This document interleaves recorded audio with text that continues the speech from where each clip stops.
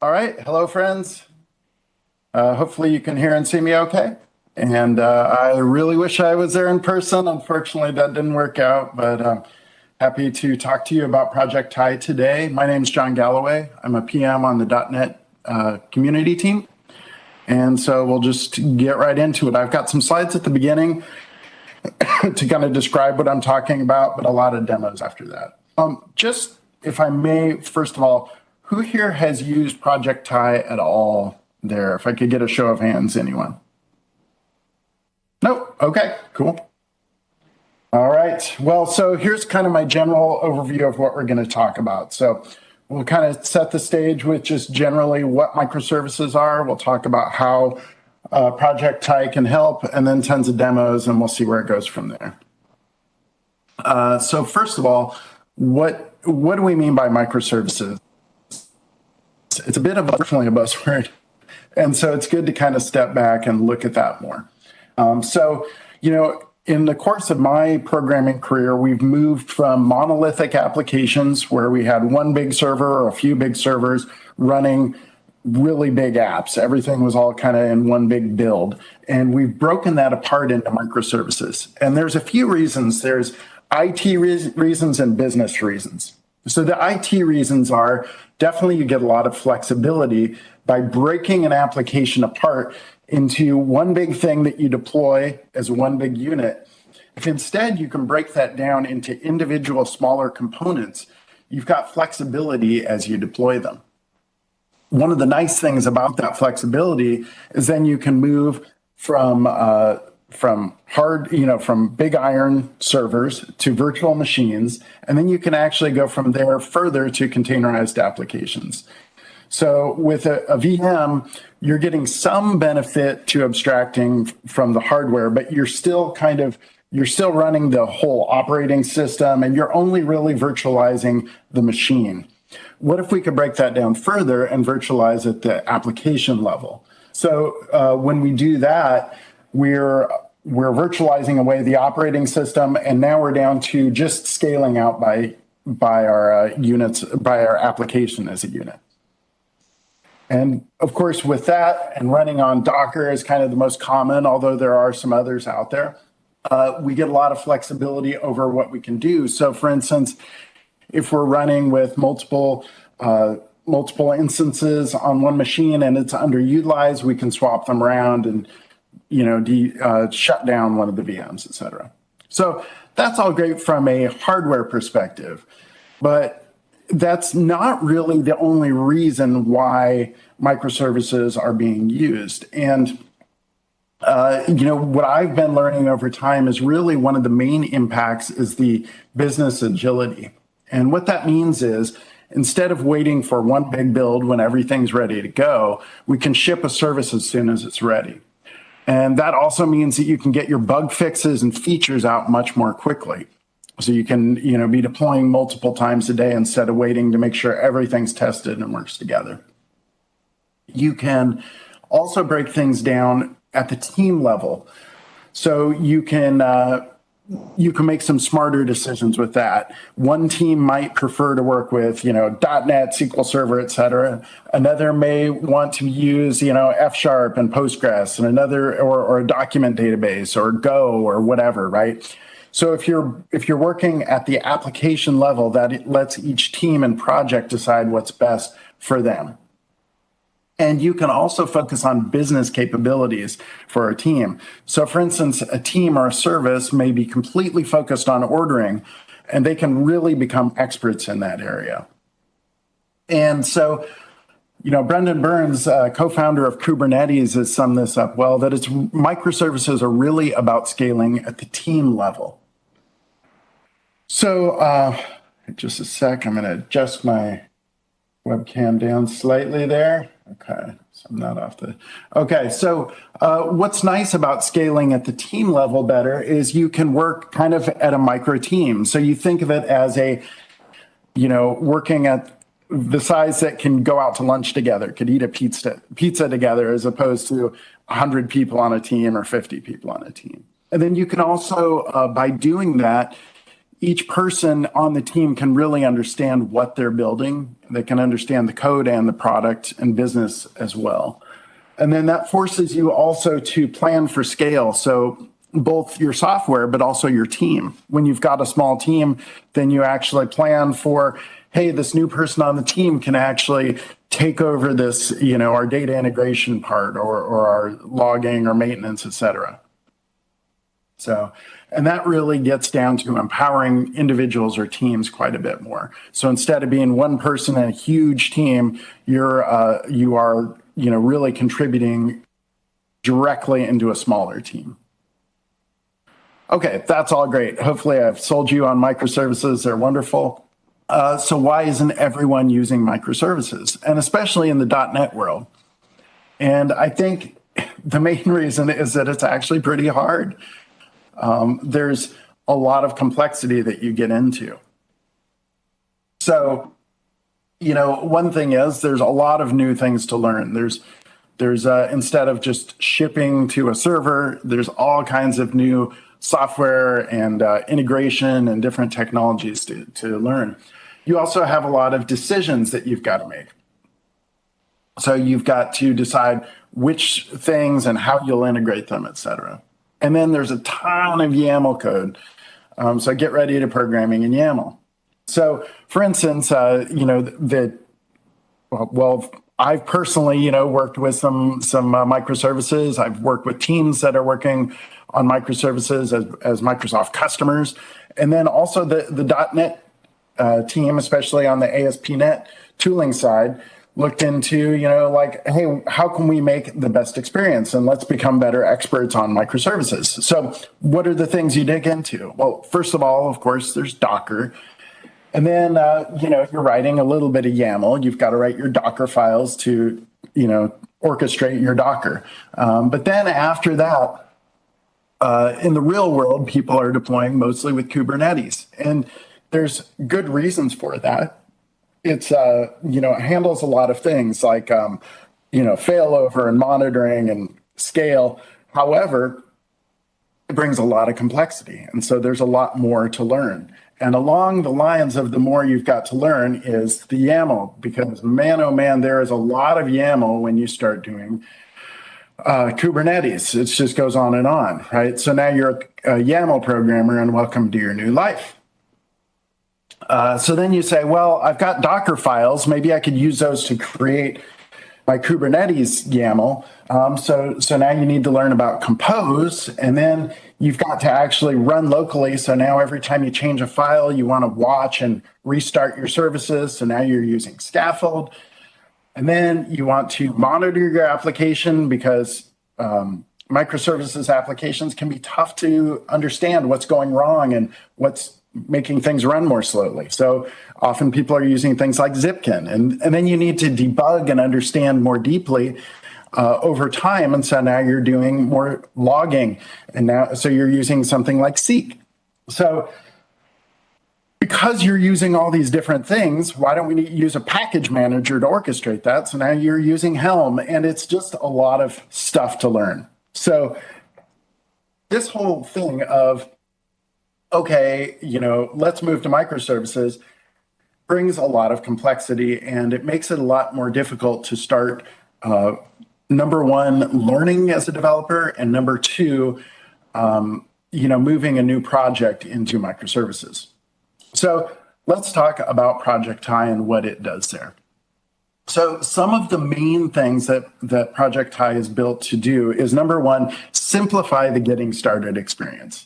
Really just, I've got an idea for a small project, or let's take a look at how we can move a small project into microservices. It definitely simplifies that. It also simplifies the developer inner loop. As you are building and debugging and adding new features on, it's a lot quicker when you're working with Project Tye.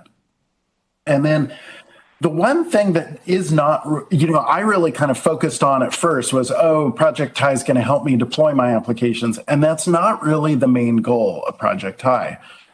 So, Project Tye will help you. It can do things like help you test your deployments. It can help you generate Kubernetes YAML. that's not really the goal of what it's doing for you. So, so just a sec, I'm checking one thing here. Great. Okay, and I've gone through that. There we go. All right, so let's talk about what we simplify. So the team did a really smart thing, I think, here. And what they did was they said, let's not build something instead of Docker and Kubernetes and Compose and Scaffold and all these things. Let's run on top of as much as we can already, right? So let's look at what we can understand. We can do things like, parse through solution files. We understand .NET pretty well. We can parse, we can use like the Docker CLI and the Kubernetes CLI, and we can use them and orchestrate them to run on top of those things for you. So that's actually what it does. And so I think that's one of the key takeaways here is that Project Tye is a developer tool, and it's not something you use instead of Docker or Kubernetes or these other things. It's something that you use with them to help you build more quickly. So as an example, these are some analogies that a friend of mine, Jon Galloway at Microsoft, we have very similar names and we get each other's emails sometimes.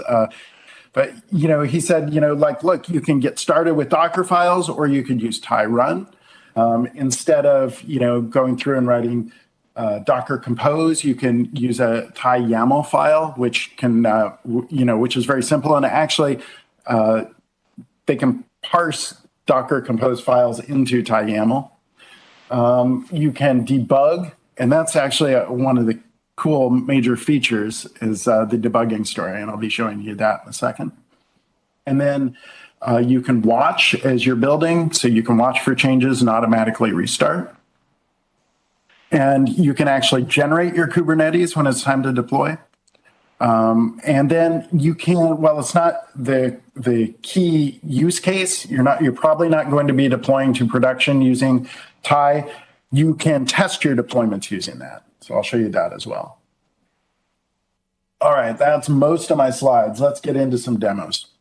So what I'm going to do here is I'm going to switch over here, and I've got an empty directory. So there's nothing going on there. So we will just create some stuff. So I'll say .NET. Let's give it a web app. We'll call this our front end.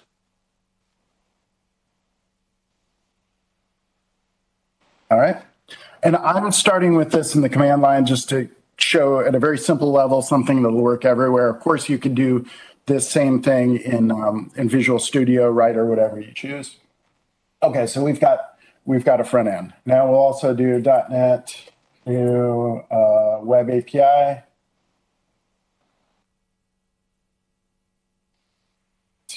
We'll call that backend.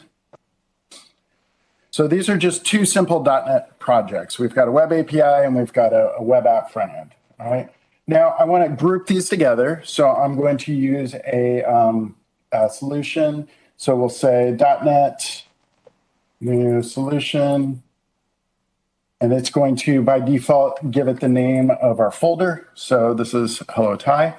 And then I'm going to, now I could go through and create a bunch of other things in the real world, and I'll be showing you samples in a second.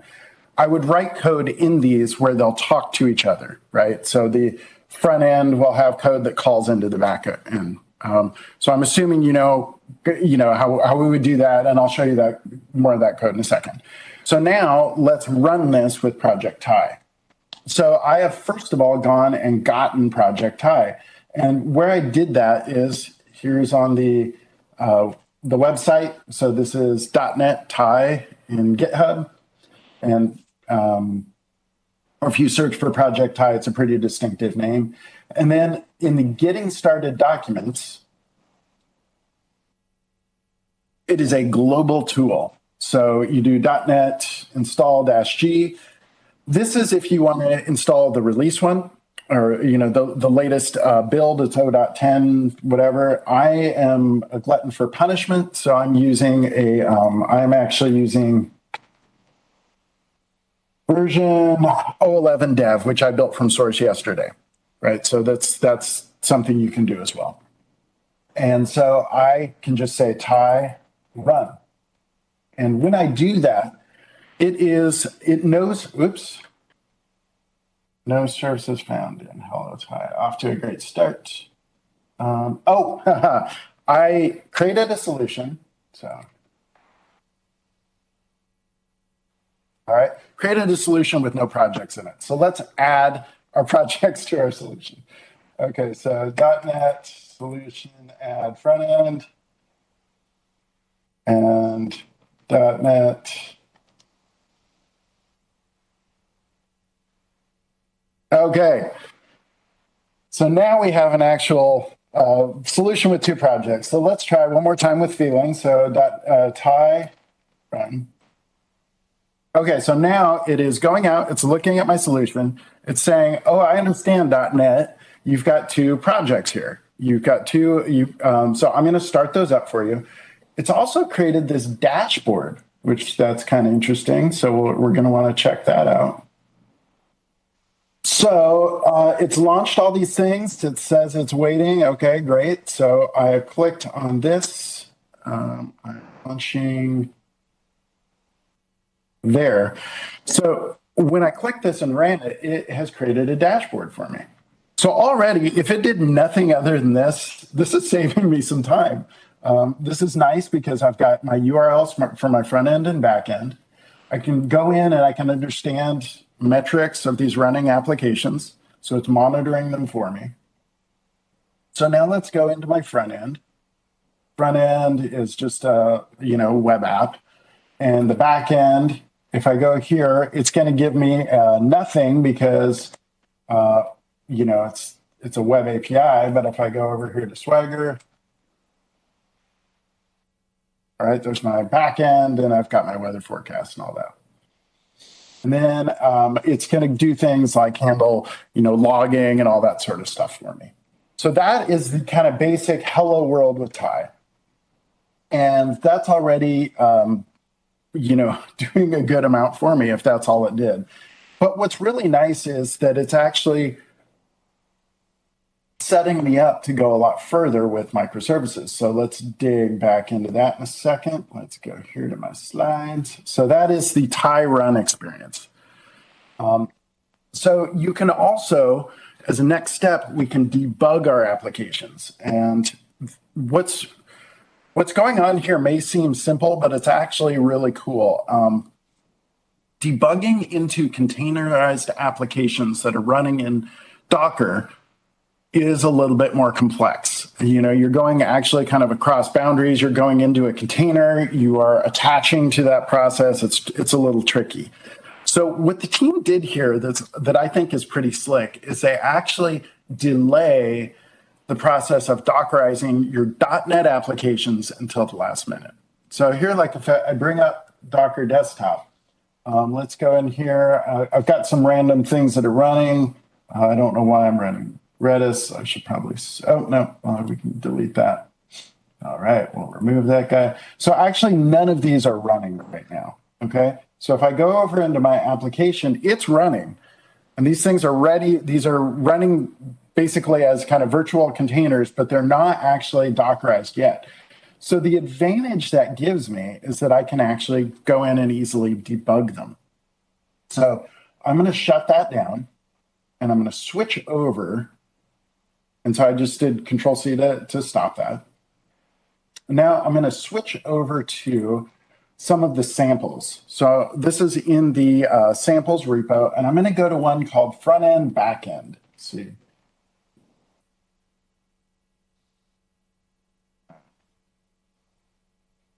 So I'm going to show you two ways that we could debug that. Let's see. Okay, so if we do code dot, pop this over into VS Code. Now I'm going to give a caveat here, which is I'm playing with the latest builds of everything, and I found some ways to break this tooling yesterday. It's probably all my fault, and I will take all the blame, but this one may fail, and that's why I've got some screenshots and recording of it just in case.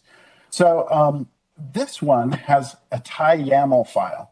You don't need Tye YAML, but you can use it. So let's go back actually to this one that we were looking at before. So there's my one that just had a solution front end and a back end. Okay.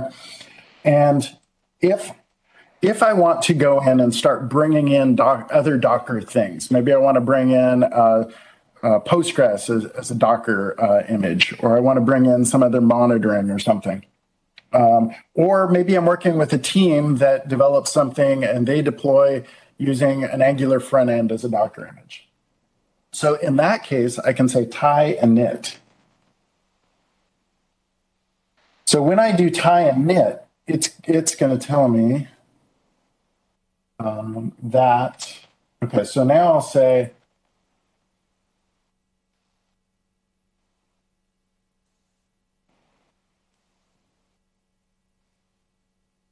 so there is a simple Tye YAML file. So it just says, here's what I found. Here's the projects I discovered. And here, just a sec. I should have done that mistake. Okay. So it says, here are the projects I discovered. And now you can go ahead and add to those. And I'll show you adding to those in a second. So I just wanted to explain what that Tye init is right there. So now, if I want to go and run this, I'm going to debug this from inside the terminal inside of Visual Studio, VS Code, sorry. And I'm at an enormous zoom. So I'm backing out just a tiny bit. Okay, so now I'll say Tye run. So this one is an example that has a front end and back end that are set up to talk together using a service discovery. I'll show you that in a bit. So I said Tye run. It's going to do that same thing again. It's using this Tye YAML if it exists. So it says, great, you saved me some work. You told me where to find the front end and back end. I don't have to go and discover them. But now what's neat is I've got this VS Code extension. If everything goes right, and it may not, because this is the thing I found out how to break recently. Yeah. So if everything goes right, it'll actually discover those things. Now, I found how to break this. Let's see if I go over into my other working example in VS Code that I had open earlier. So here's one. Let's do a Tye run.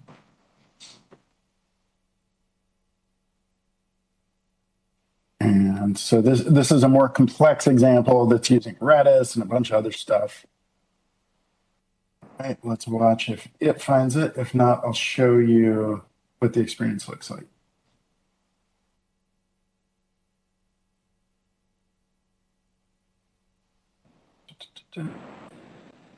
Okay, so what it's supposed to be doing is it's supposed to be finding the running applications and this up here. So it finds the running applications and it actually lets me step into hit breakpoints and debug into them. And I can do that directly in this cool Visual Studio Code extension. So let's go in here, it's loading it up. It's being slow because I'm sharing my desktop.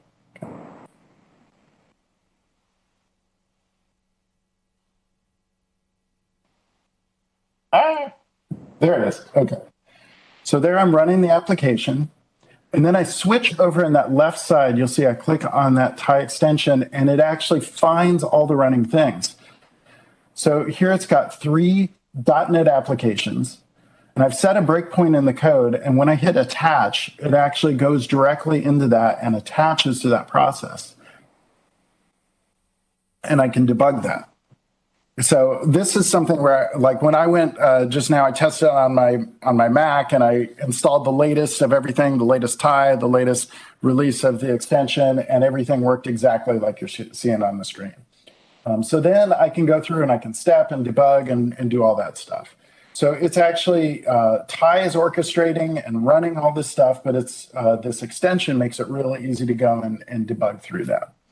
So this is kind of a nice experience, and this is along the lines of what they're hoping to do more of with this kind of integrated tooling for connected services here. So that's what I was hoping to have. However, I also, if I don't want to do that through here, so let's, say VS Code, neat example, but I really am working all the time in Visual Studio or Writer or whatever. You can also do this thing here. So this is, I've run the application from command line. I go into Visual Studio and I say attach to process.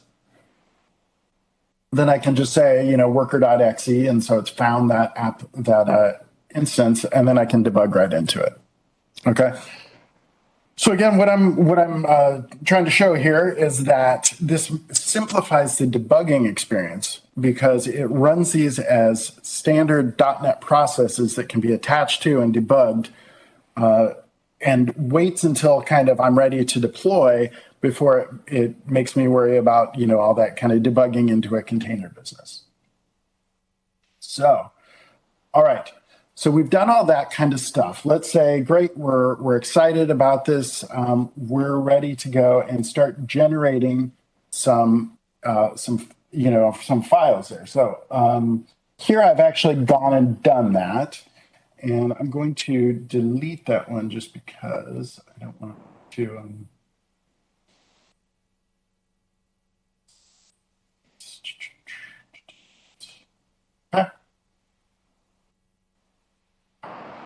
Okay, so now we'll say Tye generate. All right, and in this example, I've got a few more things. I've got a front end and a back end. I've also got some Docker images. So I've kind of mentioned that, but I haven't talked about this in detail yet. The idea with the Docker images is that I can very easily integrate those in. So here I've got a .NET project. Here, I want to use Postgres, and all I have to say is Postgres, and it knows how to find that, and I can set things like, the password, the bindings, connection string, all that sort of thing. And then here, this results is just a standard .NET project again.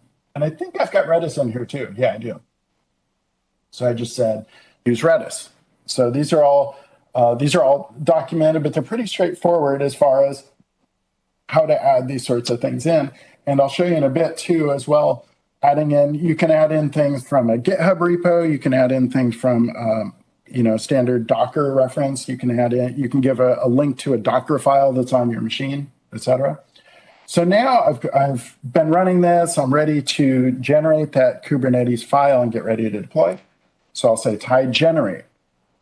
So it's looking at Tye YAML, it's kind of understanding all the stuff that's there. It's doing a lot of thinking. It's actually building Docker images so that it would be ready to deploy them. And then it's going to generate out this Kubernetes file.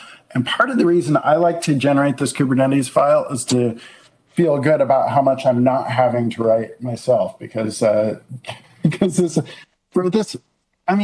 got a few different things, but it's not a hugely complex application. And here's the Kubernetes for it. So here's all the stuff that it's generating for me. And then I could go through and I could use this to deploy. I could turn this over to my DevOps team, et cetera, right? So that is kind of a nice, time saver and a kind of way I can check and see how things are going for me. So now let's say I want to test my deployment on my local machine. So I'm going to do a few things here. One is that I've got Minikube installed. And Minikube is pretty cool. It's a nice way to test out Kubernetes deployment locally. So let's zoom in a bit. So if I go Mini. So it's a command line tool. It's going to give me a bunch of different options and things I can do. So I'll say Minikube status. It's going to say probably it's not running. Okay. So I'll say Minikube start. It has some happy little emojis on the CLI, which is fun. So it's starting things up. So what it's doing here is it's actually running against a local kind of Kubernetes instance that it's set up on my local Docker. So what's cool with this is then I can go through and I can do an interactive deployment of my application. So we'll let that go. You can actually watch it as it spins up and does things over here. Here's some other things, by the way. I should stop my running application if I haven't yet. Okay, there's that. Sure. Okay. Go ahead and close that down. And cube started up. Wonderful. So let's look at who we want to deploy. Let's go to this one. Okay. So we'll say Tye deploy -I. And before I do that, let me bump up the font size.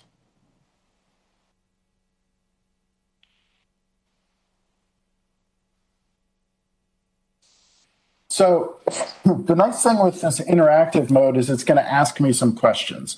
And one question is, where is your container registry? So I can use like Azure Container Registry. I can use Docker Hub. In my case, I'm going to use Docker Hub for that. So I've already set up a Docker Hub account. And part of the reason for that is the way that Kubernetes deploys is it pulls from a container registry. So here it goes through and builds out those Docker images for me. And it's actually going to push that out. So it's pushing out my, so this is a Docker image for my local .NET backend that I built. And then it's pushing that. That actually takes not a long time, but it takes a little bit of time. It's actually pushing out a Docker image that can be, 50, 100 megabytes. And so it goes through and it does that. While it's doing that, let's see. So if I go to,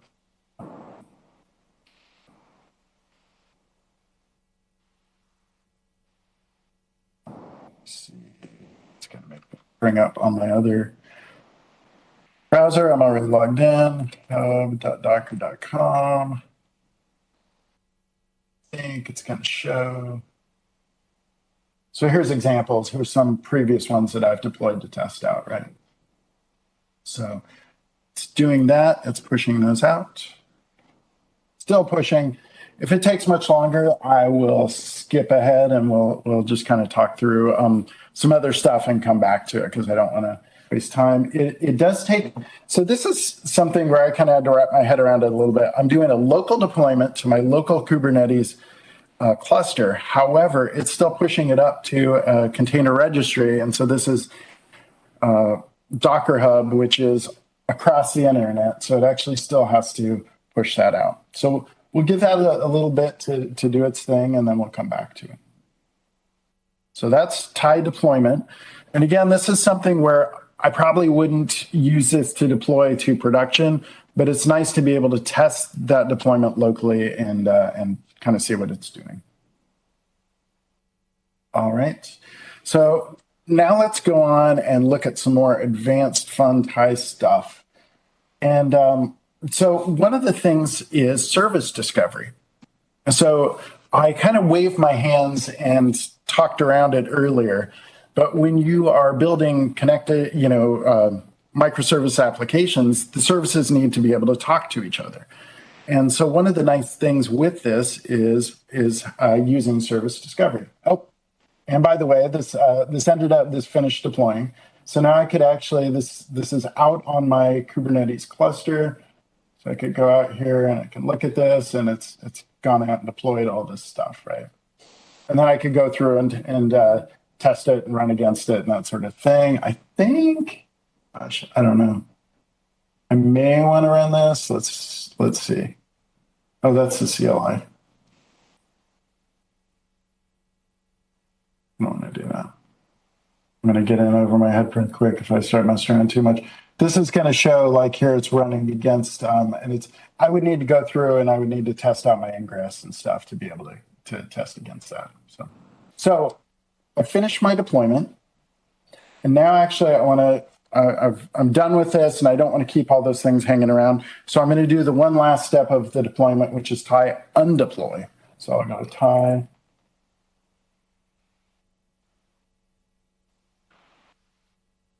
That's always an important step, especially if you're running in a public cloud where you could be spending some money. So that's gone through and it's deleted those things. All right, so back to what I was talking about with service discovery. So if we look at this front end, back end sample,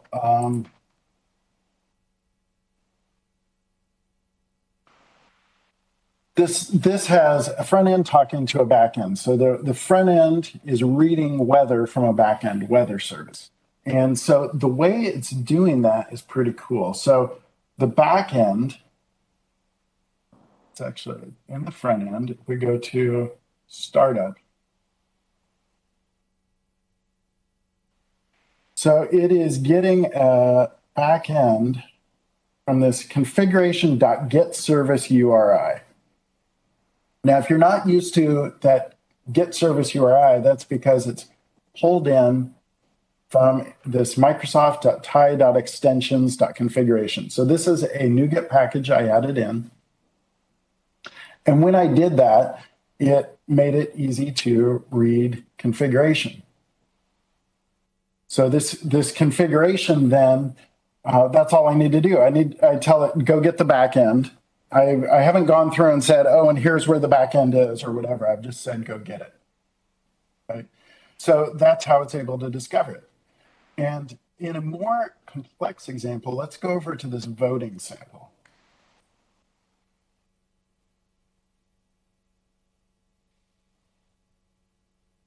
So the voting sample is one I showed a little bit ago, and that has Postgres, and it has Redis, and it has a front end where you place a vote, and it also has back end workers, etc. So let's go.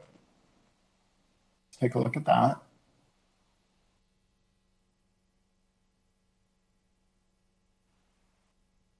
So this is an example where there's front end talking to back end, talking to Redis, talking to all sorts of things. So let's look at a simple case here. I think the vote page is again going to use this it's going to discover.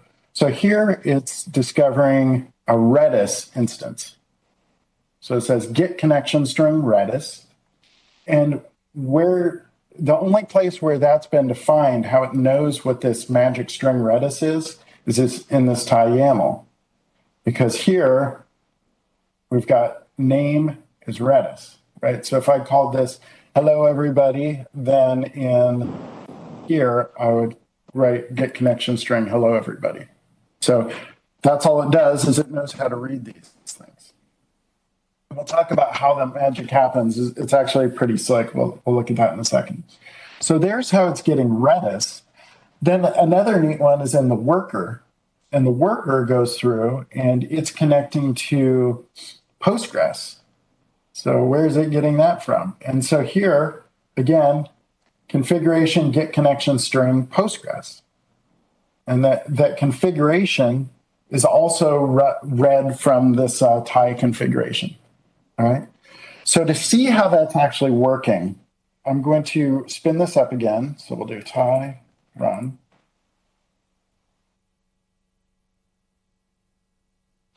So the magic here is in environment variables. So when it runs, it actually is emitting environment variables. And what's nice about environment variables, they work everywhere. They're cross-platform. They're kind of a standard way for services to communicate, and they are easily discoverable. So now let's go and let's bring up the. I go into. Let's make sure I've got it. That is selected. We'll go over. We will bring up our dashboard. Oh, and hopefully this doesn't kill things. I've got more than one Redis instance running on the default port. So we'll see how bad it is. Okay. So now if I go into like this vote,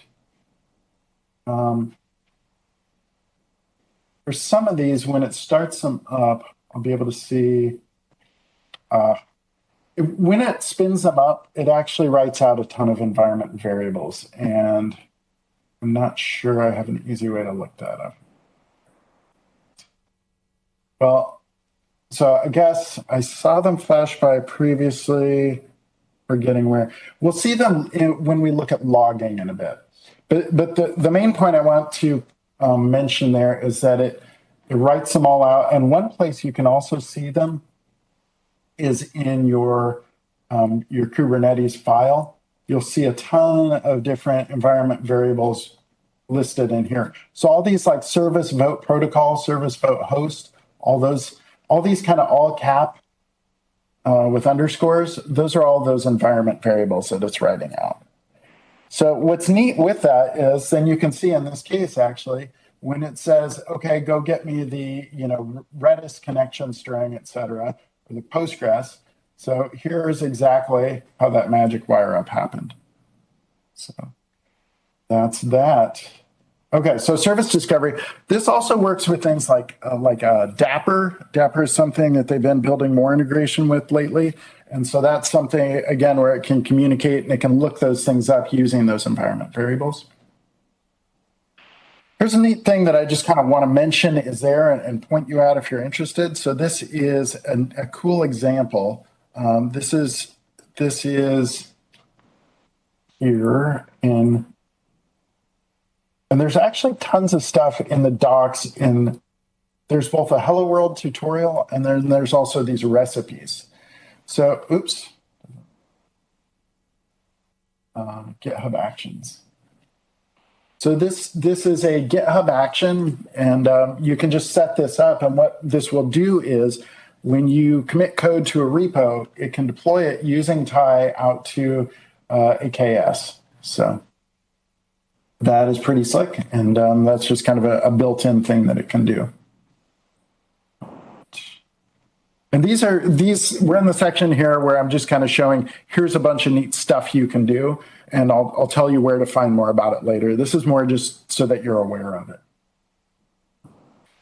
Okay, extensions are super fun. And these are things that you can turn on very easily. You can do these with any Docker image, but there's a few that have extra wire up already set up for you. So I'll show you where you can find that list of things that are already set up. So if we go into, I like digging through the source code in here. And if I go into the extensions, there's this well-known extensions list. So these are some that they've kind of written special kind of wire up stuff for you. So Dapper, Elastic, Seek, and Zipkin. So let me see. So if I want to set up both Zipkin and Seek. So I'm going to go into one of my applications. Let's go to a slightly simpler one that's working right now. Let's also shut off Redis because I don't want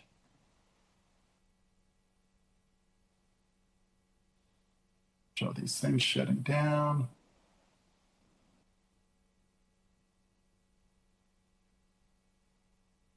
Go through and stop some extra stuff, make sure. One of the things is I'm jumping around between a bunch of different environments and starting and stopping a lot of things. I get several things all running and occupying the same port. So that's something I like to do and shut everything down. So I'm going to switch back over to the slightly simpler front end, back end. And what I want to show in this is adding in two extensions. So I'm going to do this. I'll be honest, one I remember very easily, and then another I forget, and so I go and look at the docs, and I'll show you where I do that. So we'll do Zipkin, and then we'll also do Seek. And I've probably gotten this wrong already, so let's go, and I'll show you where I look these up in the docs. And fortunately, these are in these recipes. So they show you how to do this. So I'm going to go into recipes. we'll go into Zipkin and Seek. So first of all, logging with Seek to show you how to do that. And this here, so I'm doing extensions, name Seek, and log path, and you have to give it a log path. It needs to know where to write those out to. So I'll go into that. Yeah, so it was already wrong. There we go. So there's that. And then the other one that's pretty easy is name Zipkin. And I don't need to give it anything there. So, all right. So now let's do Tye run. Okay, so Zipkin does distributed tracing and Seek does structured logging. So I could use any Docker file and I can do some additional wire up for it, but they've kind of enabled some of the kind of standard ones that are pretty popular. So what's nice with that, now this is getting set up and running. Go over here. Okay. So now, if everything goes right, first let's go into our front end.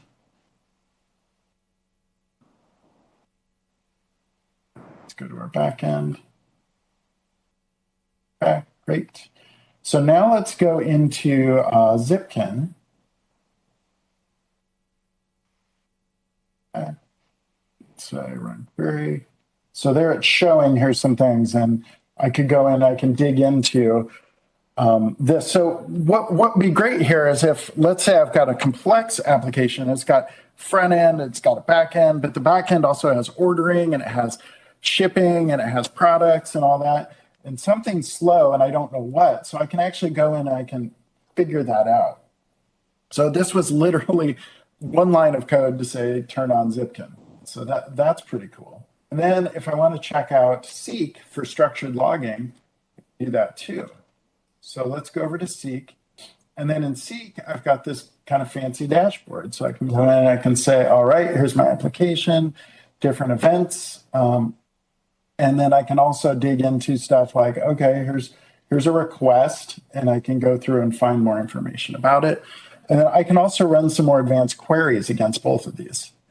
So these are two really cool extensions. And again, part of the big meta point I want to show here is that, yeah, I could go read how to do all this stuff. Like if you go out and you look up Seek, they've got a website. They tell you everything about how to install Seek and how to configure it and everything. Or I could write one line of code and just get started with it, right? And as a .NET developer or just a web developer that's like, hey, I just want to get started with and I want to develop microservice applications locally, this is saving me a ton of time. So, and again, all I did here to turn those on was use this extensions path. So that's cool. All right. So I can also use any Docker image, and I did show a bit of that already when I was showing how we set up, like for instance, in the voting sample. I'll just kind of point that out real quick, and then I'll also point at the schema for that. So if I go into here, so the voting sample shows how we do that, and we're pulling in Redis and Postgres, and both of those, all we do is say Redis, etc.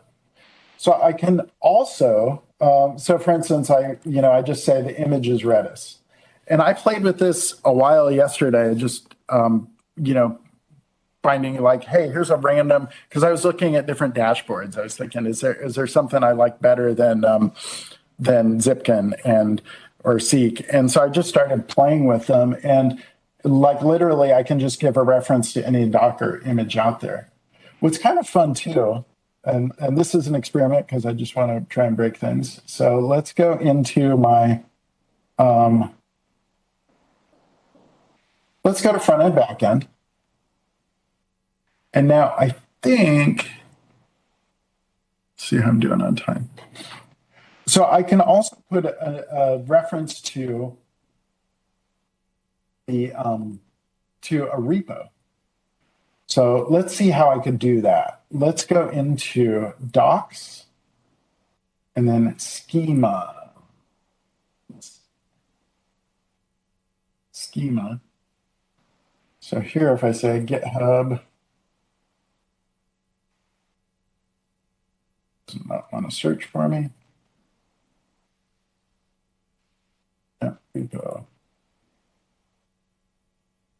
So I can say here repository. And here, I'll probably screw this up, but we'll see what it would be like. So I'll just say repository. Okay, so let's go here. Say,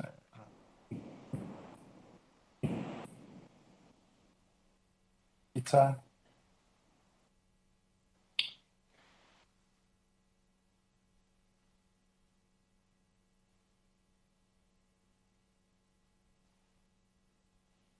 Let's say repository.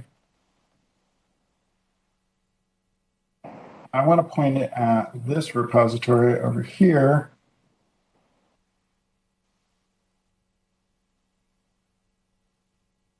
All right. So this is the general idea.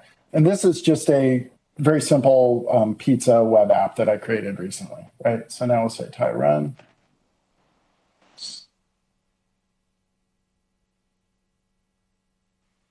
So what I'd expect it to do is either say your Tye is invalid, or if I'm lucky, it'll say, oh, I discovered this repository. I'm going to clone this repo. I'm going to copy the files in, and I'm going to include it with your application. Oh, okay. Nested configuration must have the same name and the Tye YAML. All right, so I would need to play with this, but the general idea there is that I can go through and I can create, I could also point to a repo. And what's nice with this is I can also, see,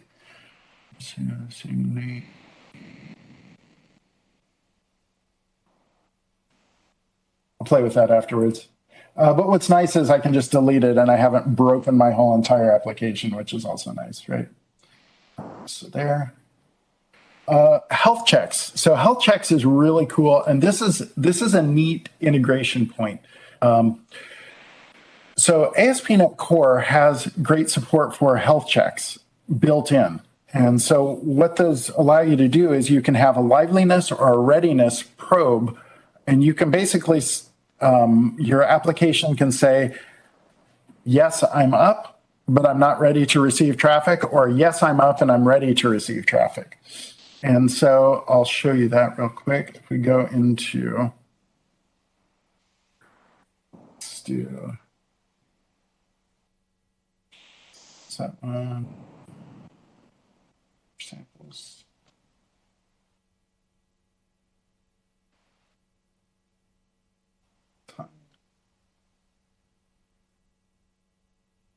If it doesn't, okay, CD.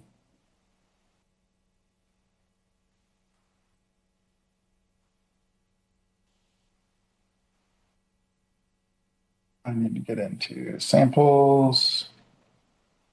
All right, it's going really slowly for me, so I may skip past that. But the idea here is that you can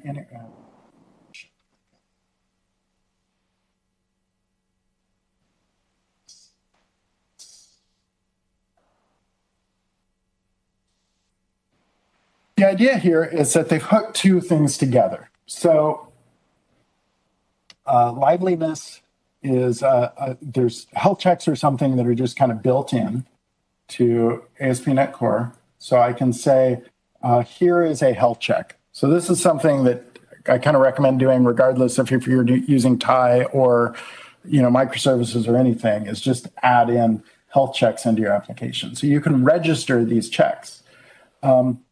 So there's two kinds of checks. One is I'm running, but I'm not ready to receive traffic. And two is I'm running and ready to receive traffic. And then what's nice with that is you can tell, you can use these in your Tye YAML, and you can say, here's how you can tell if I'm awake, or here's how you can tell that I'm ready to receive traffic.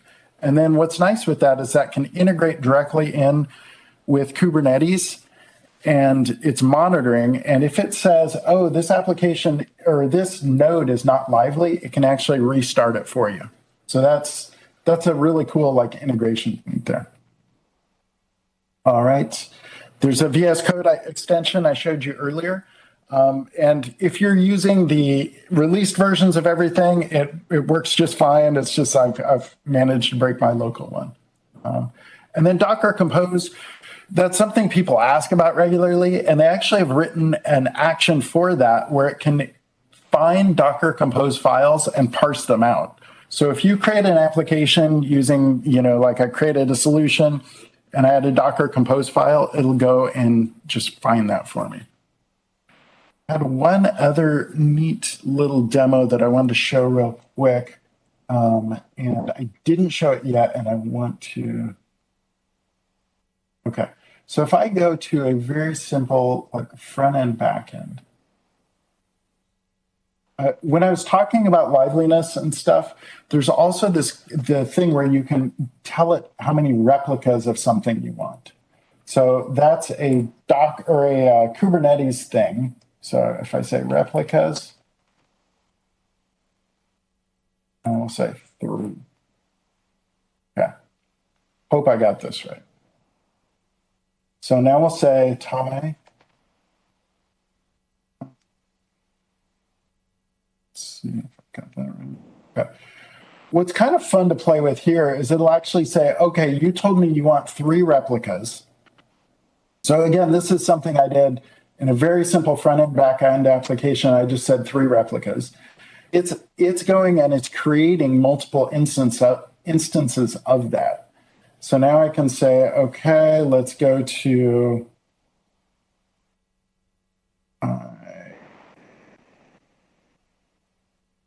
and where's my backend? I'm trying to find my dashboard because that's the most fun place.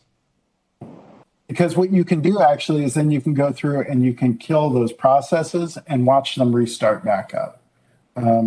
So I think there's a front end, back end, front end, back end.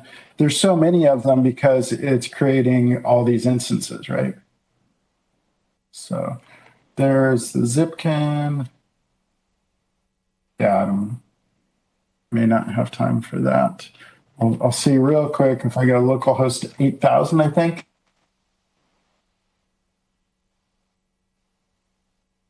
There it is. So here, see how it has 3 replicas? So what's kind of fun with that is if I go in and I say, let's find a backend instance I want to kill. So there's process ID 28052, okay? So now let's go in and we'll say stop process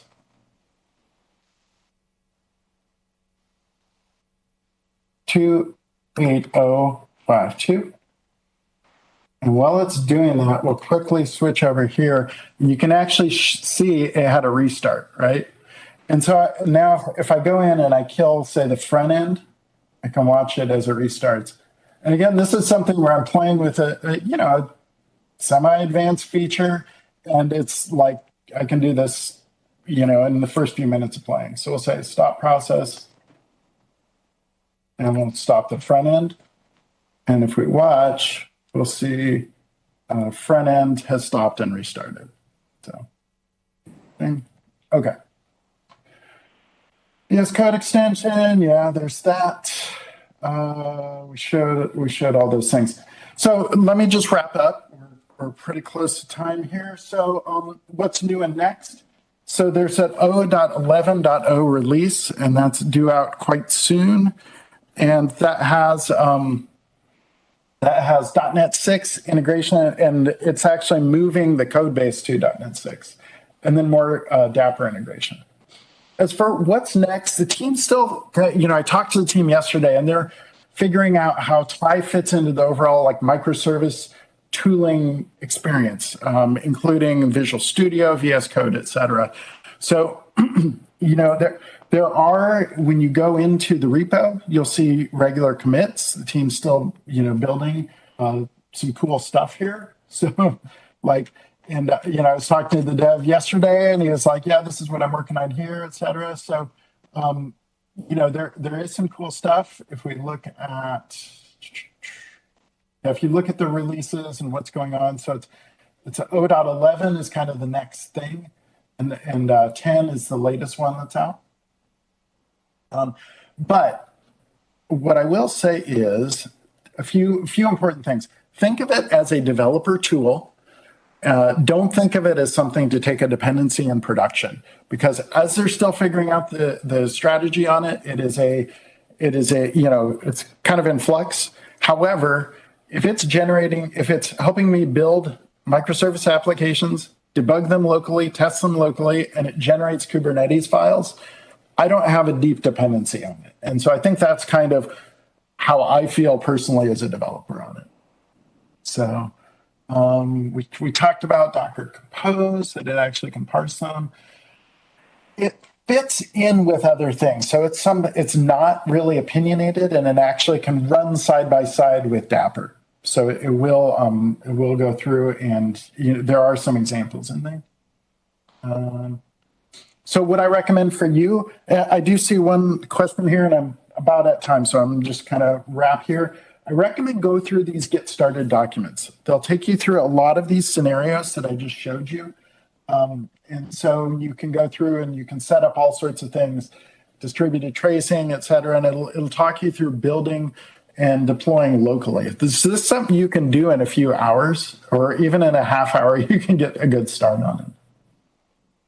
And then here's a thing I very much strongly recommend is please take the Tye survey, because I said the team is figuring out what their overall strategy is and what they're, and a lot of that comes down to what do developers like. So if you look at this and you say, this is useful to me, but I can't use it because it doesn't do this, or I really need support for this one thing, then please let them know, because now is a good time where that could really help out. And then we have some good microservices resources out on the .NET site. I just want to remind you of. Yeah, so, okay, a couple of questions. When can we expect Tye to be released? So I think I kind of explained. So there is not a firm shipping date of we are going to have Tye 1.0 on this date. They're still figuring it out. And some of the reasons is they have a neat experience for .NET developers. And they've looked at it and they've said, well, this is really cool. Could we work with other languages, or could we work with other things, and bring that same sort of intelligence in? So for instance, and they have not said this, I'm just randomly picking, but what if they integrated in with NPM and read your package JSON or whatever, right? So, or had extensions that worked with some other common things. So yeah, they're really kind of figuring out what their overall strategy is. And so I really think of it as it's a developer tool, and I'm going to use it to, build my applications and, develop Kubernetes files and kind of go from there. Can you test your Kubernetes deploy with Docker desktop Kubernetes cluster instead of Minikube? Yes, you can. You can deploy it to any endpoint, any Kubernetes endpoint. There's in fact, if I go over into the docs for this, so if I go to docs and if you look through the documentation, and then it has some steps about basic tutorial for deployment. And so these are the ones that they write up, and that is one that they list out, Kubernetes and Docker desktop. So they do call out, it takes a bunch of memory. So Minikube has been a very nice kind of lightweight one that's worked well for me cross-platform, and so that's been the main one I've used. Azure Kubernetes Service, you can use it, but it actually took a lot more setup for me than just going through with Minikube. So, and I am about at time. I thank you very much for your time. I recommend, again, go out to .NET Tye if you would like to learn more, and have a great time in Oslo, and I hope to see you in person someday soon. Thank you.